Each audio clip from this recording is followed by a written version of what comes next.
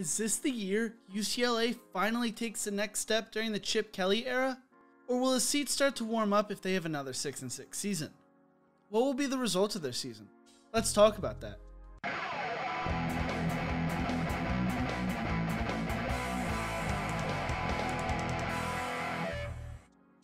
As we enter the second week of July, we are now in prime preview magazine season as the college football season quickly approaches. Over the next 2 months, I will be previewing every college football team, all 130, and in this episode, I will be looking at UCLA. Last year, UCLA went 3-4, which some may consider a disappointing season, but things seemed to turn around in Pasadena. They returned 91% of their production from last year, which is the second most behind Louisiana.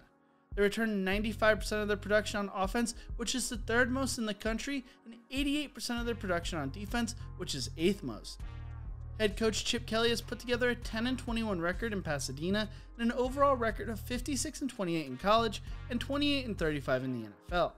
Kelly put together a 46-7 record at Oregon before leaving to coach in the NFL for the Philadelphia Eagles and San Francisco 49ers before returning to college. Offensive coordinator Justin Fry was the offensive line coach until 2019. Before he got to UCLA, he was the offensive line coach and run game coordinator at Boston College from 2013 to 2017. Defensive coordinator Jerry Azzanaro is going into his 4th year in Pasadena. He was the defensive line coach at Cal in 2017 and coached with Kelly from 2009 to 2016. On offense, UCLA returns 9 of their starters from last year. At quarterback, Dorian Thompson-Robinson returns, check out my video on him I did a while back, who was handpicked by Chip Kelly to be the future of UCLA a few years ago according to Athlon. Since, the results he has delivered has been mixed. He showed progression as a passer last year, but will need to improve his decision making and stay healthy.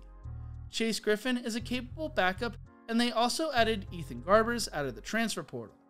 At running back, UCLA added Michigan transfer Zach Carbonet and also has speedster Kazmeen Allen, who could have a shot at the starting spot. They do lose running back Demetric Felton, but Britton Brown could be a strong starter this year. At wide receiver, the Bruins only lose a pair of backups. They also add Texas A&M transfer Cam Brown. 9 pass catchers have previous starting experience on the roster. They will be led by sophomore wide receiver Kyle Phillips. This receiver room could be the best receiving core Kelly has had during his tenure at UCLA. The offensive line returns all 5 starters. They will have reliable tackles in Sean Ryan and Alec Anderson, bookending the line, while the center they have is a great player in Sam Marazzo. There could be a competition at both guard positions this year though. This could be the best offensive line unit under Kelly this year. On the defensive side of the ball, UCLA returns 10 starters. On the defensive line, the Bruins only lose 1 starter on the unit from last year. They return Otito Agbanaya and Mitchell Agude. Across the defensive line, they will have 5 linemen with previous starting experience. At linebacker, UCLA returns Caleb Johnson and Bo Calvert. Johnson led the team in tackles with 44 and 5.5 sacks last year. There's hope Johnson and Calvert can grow even more this year and become more dangerous.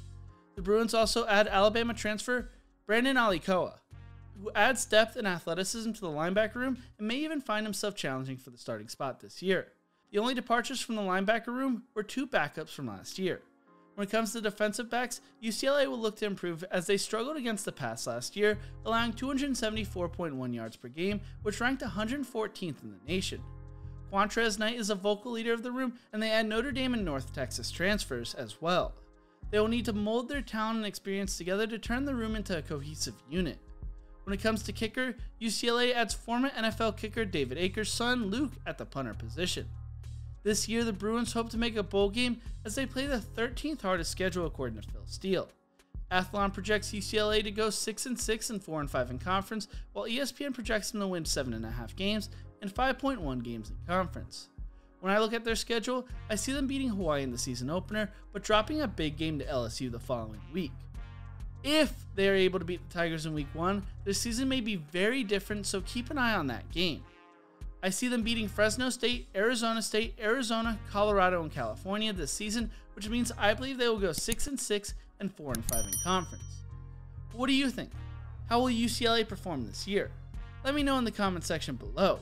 Thank you so much for watching. If you enjoyed this video, check out my other videos in the preview series. Don't forget to leave a like, share, and subscribe to the channel, and as always, remember to embrace the grind.